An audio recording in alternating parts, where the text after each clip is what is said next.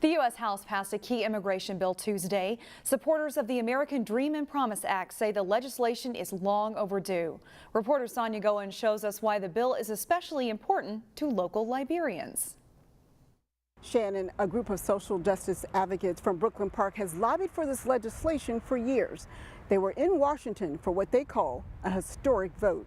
I'm privileged and honored to have been there and leading the delegation from Minnesota to Washington, D.C. To witness the historic event. The American Dream and Promise Act gives a pathway to permanent resident status to refugees and others living through Deferred Enforced Departure, temporary status, and DACA.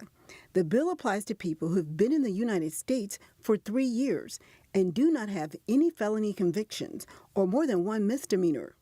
After 5 years as a permanent resident, they can apply for citizenship. Minnesota has a large Liberian population. Supporters of the bill say there's still a lot more work to do. We're hoping that it will pass the Senate. We know it's a long road, but we're being hopeful as a community.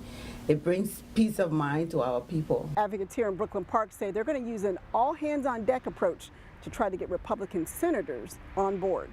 In Brooklyn Park, SONYA GOINS, CCX News. The bill passed the U.S. House by a vote of 237 to 187.